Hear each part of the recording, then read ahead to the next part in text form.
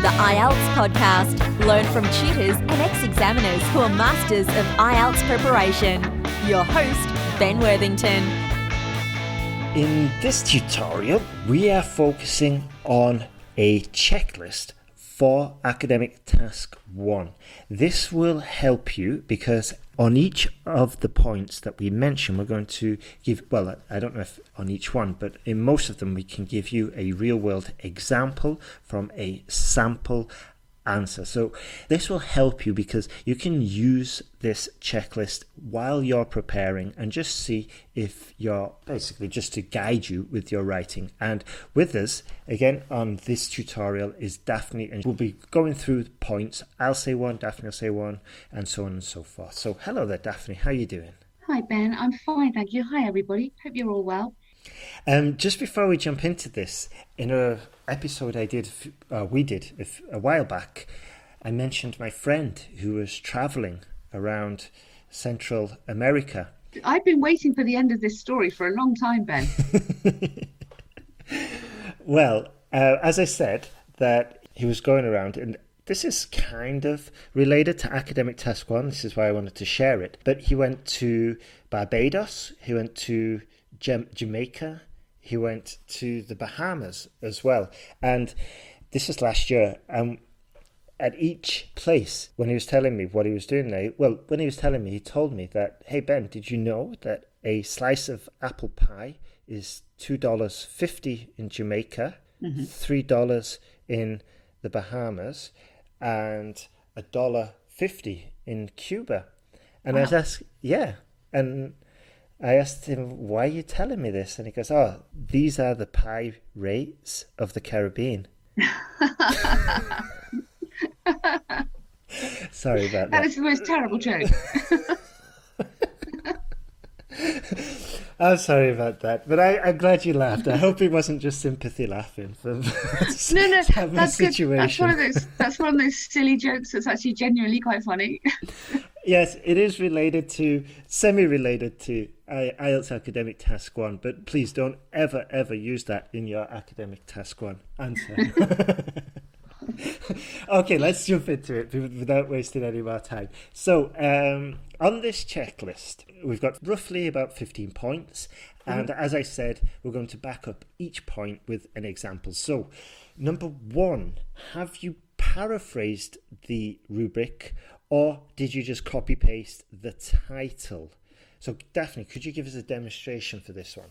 Yes, this is really, really important. So whilst you don't have to go as crazy as you would obviously in Task 2 in showing a huge range of vocabulary, you will get more points if you do vary your vocabulary and not just use the same words as are in the question the whole time. Remember, as Ben says quite often, this is a language exam, so you need to show language. So in your very first sentence, have you paraphrased? So rather than, I'm looking at the line graph we have here, which says the graph below compares the number of visits to 2 music sites on the web. So I would be paraphrasing just very simply there by saying the line graph shows how many times 2 music websites were visited over a period of 15 days. So I'm using the word website instead of music site. I'm using were visited, a nice passive verb, instead of the number of visits. So I'm varying my language, and if I can paraphrase, I will. Excellent, yeah. And just a side note there, that sometimes, as I mentioned when I was describing a natural process or how to describe a natural process, sometimes there might not be another word. For the example I did, I was talking about the life cycle of a tadpole, of a frog, from eggs to fully grown, mature adult frog. And there is no other word for the word tadpole. There's just one single word. So sometimes there is no choice except to use the words that are in front of you. But in most cases, and a lot of cases, there are synonyms and other ways to describe it. So moving on to step 2. Do you want to say step 2, please, Daphne? Well, I'll do step 2. So have you written a clear overview? Good point. And very, very briefly, this is you can't use the words to conclude, because to conclude is when you're finishing your argument and you're just basically summarising your points. However, it is close, and an overview is a summary, but it's not a conclusion. So just be careful. Basically, avoid the word conclude. It's not a conclusion. This is a summary. And final point. Yeah, I would just use the word overall, Exactly. which I think covers you, and then also that makes you think overview. So just repeating that word over. So overall gives you, okay, that's my overview. You can put this in as your second mini paragraph, your second sentence, if you like. Personally, I quite like having it at the beginning, because it's almost like more of an intro almost. It's like, okay, this is what you're going to have a look at, and then I'm going to analyze it. I know, Ben, you prefer it at the end of the task, don't you? Yeah. I mean, and I know as well, Ellen prefers it at the beginning, because she says that if you run out of time, then you've got the overview done, which is wise, and I think your point is wise as well.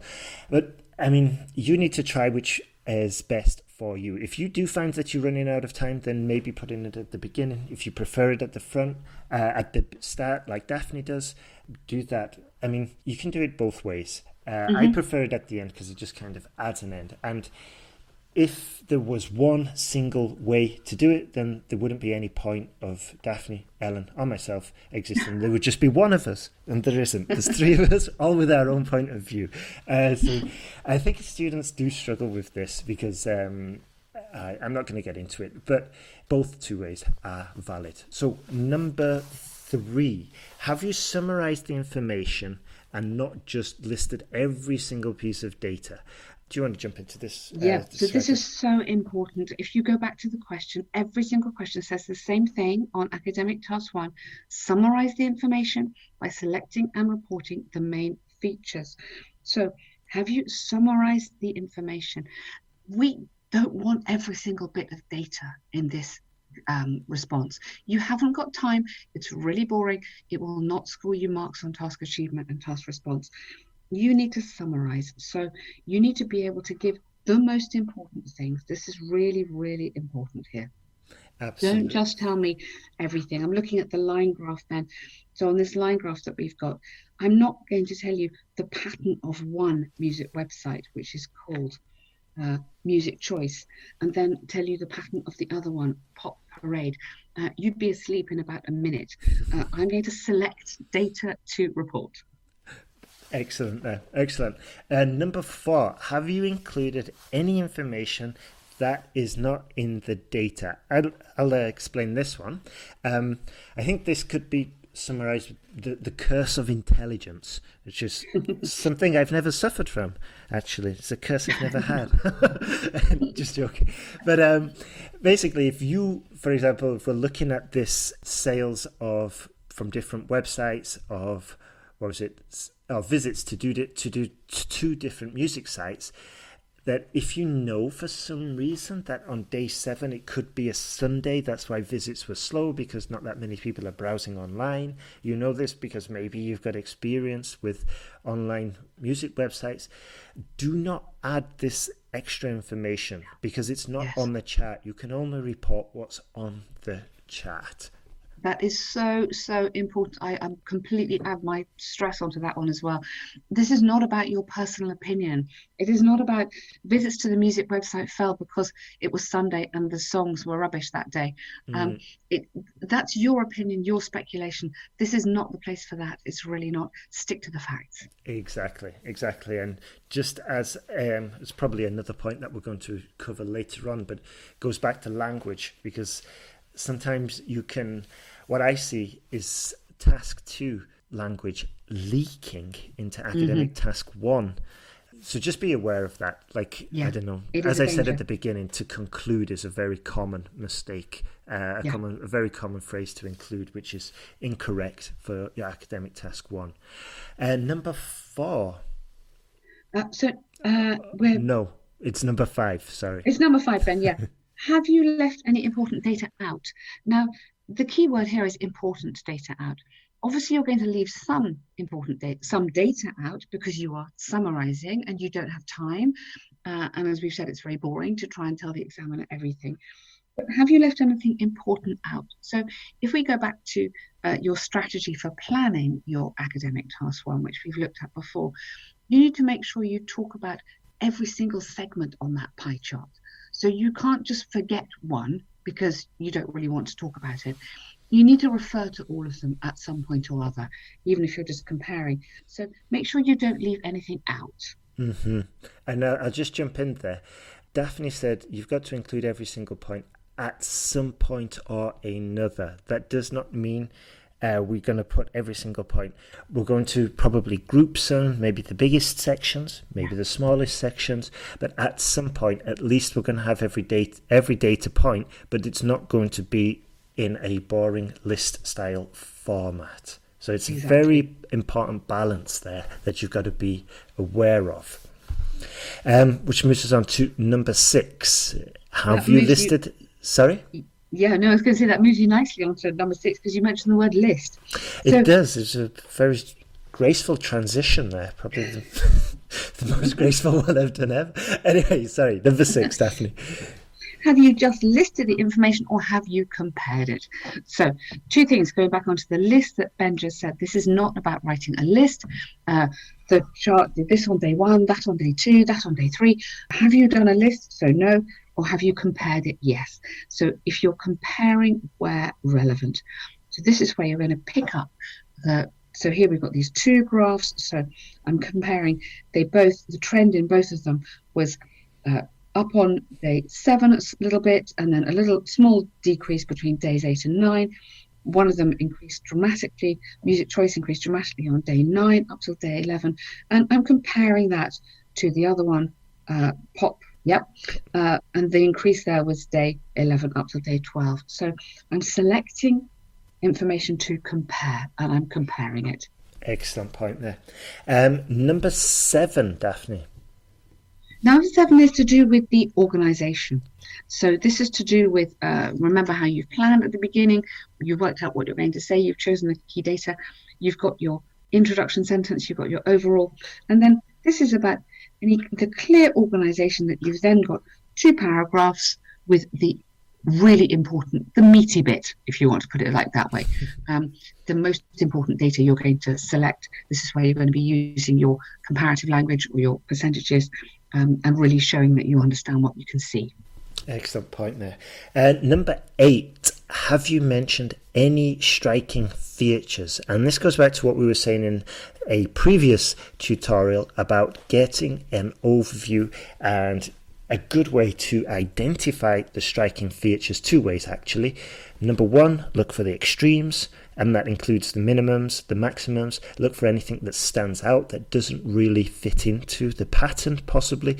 And the other way is basically just to step back and look for sort of like maybe the biggest section, maybe the lowest point, the highest point, but standing back will give you a little bit of distance, not just physically but mentally as well, so that the striking features, you give them space to jump out basically.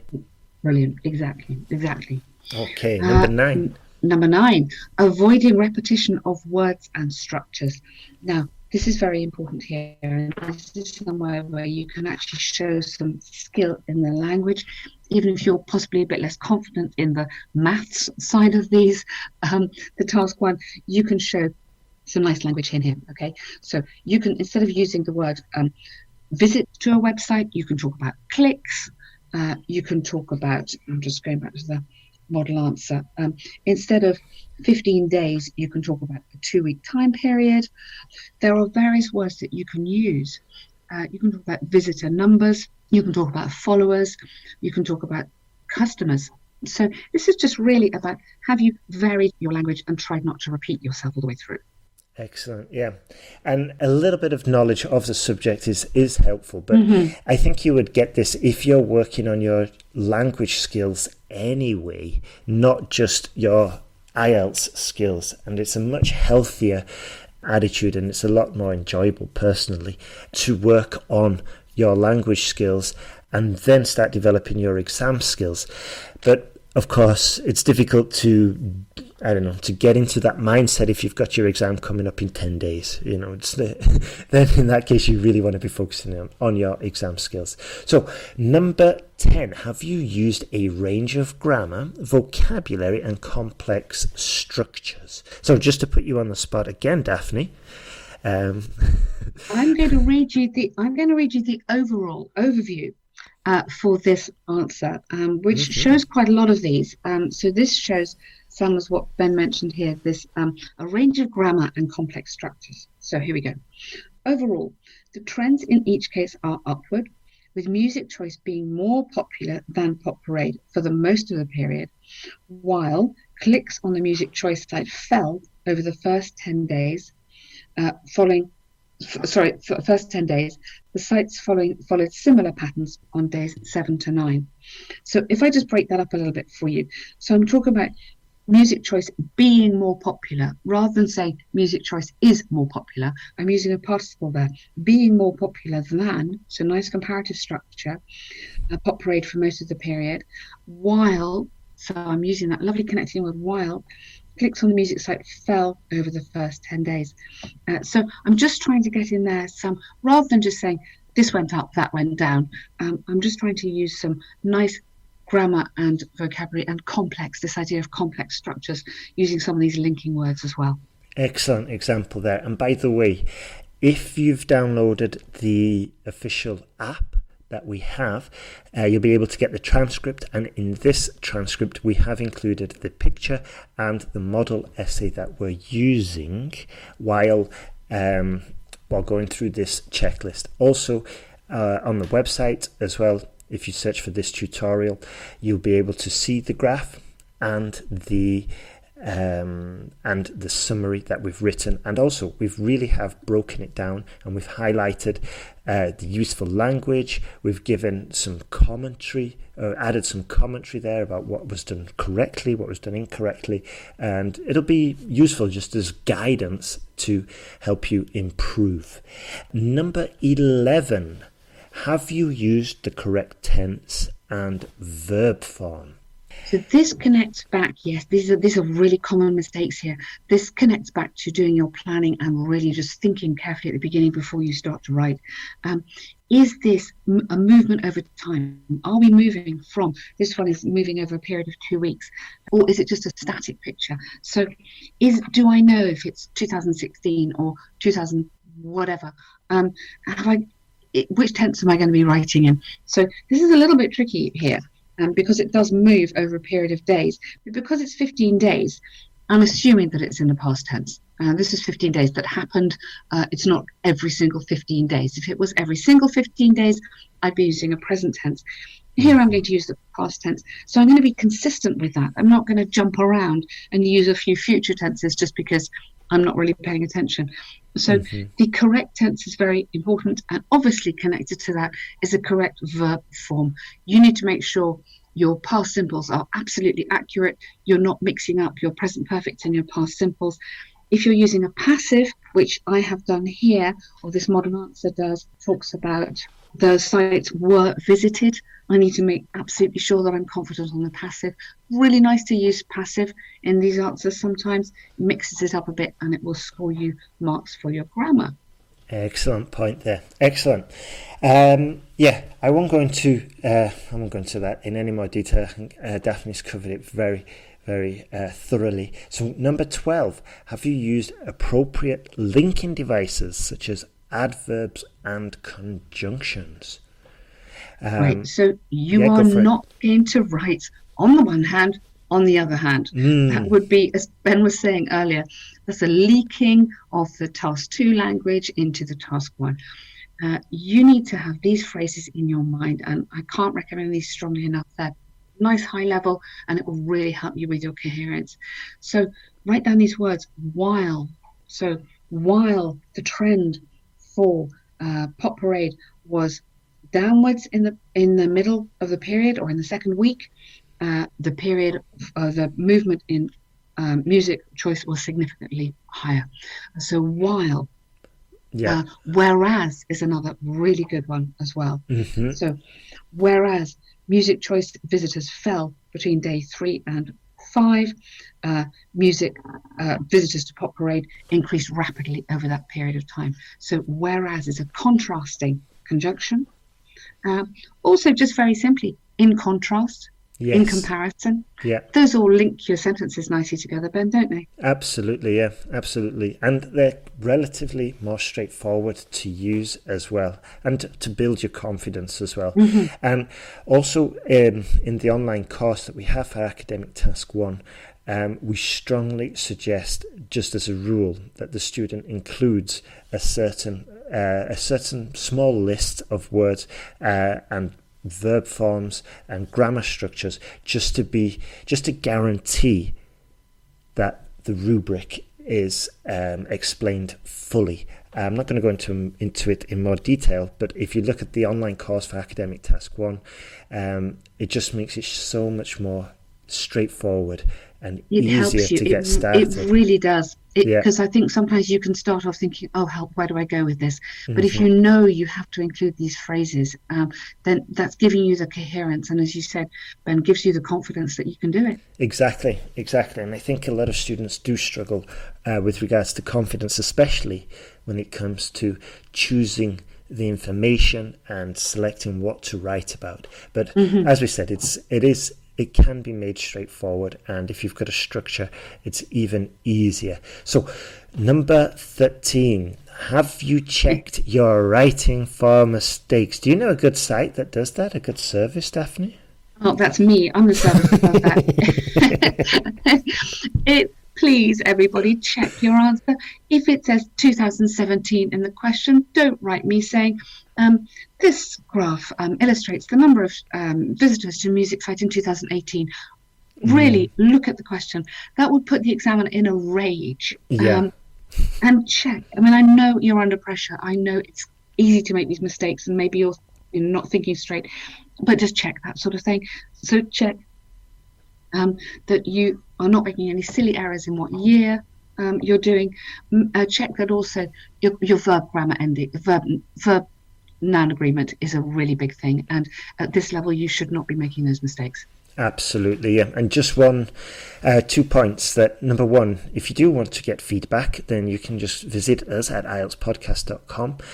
We have this service where we can review your essay, we can tell you where you're going wrong, what you're doing right, and getting this kind of feedback will help you improve much quicker. And a final point that I've mentioned in previous tutorials is that look for the mistakes that you've made in previous reports, in previous essay writing. This will help you just speed up your own personal essay correction skills, which you need to develop anyway if you're looking to score high in this exam. So number 14, the penultimate one. Have you completed the task according to the rubric? So going back to this famous rubric, have you summarised the information? Have you selected the right information? Have you reported the main features, not everything? Have you reported the main features? And have you made comparisons where relevant? If you haven't, you need to quickly add in another sentence and make sure you do. Absolutely, good point. And just going back to the actual rubric, summarising the information there, and a key skill for being able to summarise is to group the data. Grouping the data is a skill that we strongly encourage all our students to develop, and we've got special skills and techniques in the online course. We don't have time to mention them today, but they definitely help you in when it comes to choosing the right information to include. Now, point 15 is a little bit, although the official IELTS website does not mention 150 words, and in the criteria it doesn't mention to write at least 150 words, I have downloaded official papers which do say write at least 150 words. So I don't think, you would get punished if you probably write less than that because you're not being able to fulfill the task. So I would interpret that as a kind of a guide that at the bare minimum you want to be doing 150, but generally I'd aim for higher than that. What's your opinion on this, Daphne? Yeah, I agree. I think this is really confusing because I know in some course books and some practice books it says at least 150. So I think this is in people's heads. Maybe this is an expectation or an estimate of what you can do in those 20 minutes. Maybe it's more linked to time. But I'm with you, Ben. I mean, I'm much more comfortable with answers that are around 180.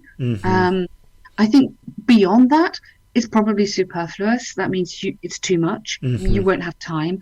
And I think you've probably said what you need to say in that amount. But I would aim for between 170 and 180 in your practice tasks, just to build that confidence.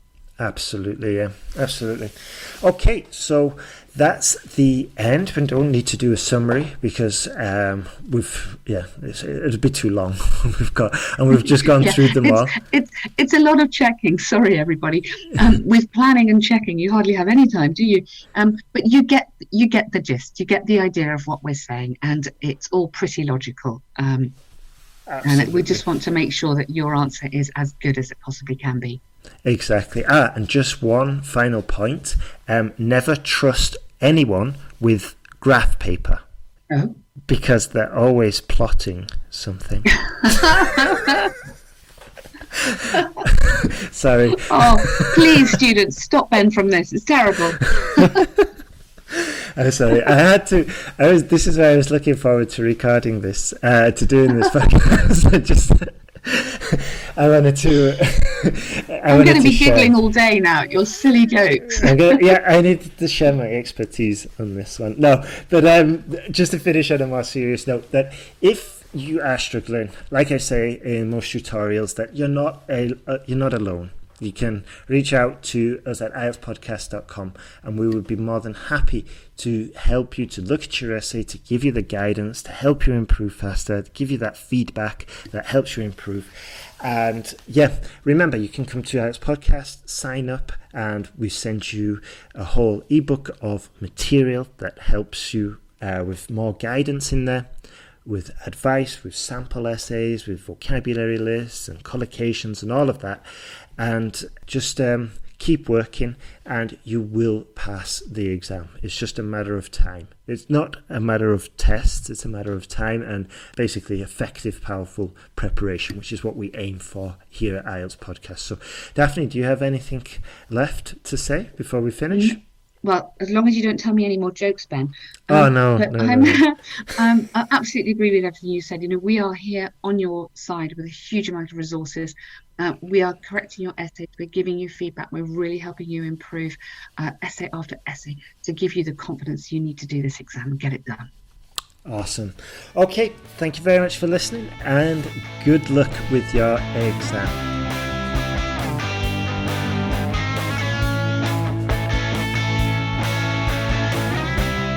Thanks for listening to IELTSPodcast.com.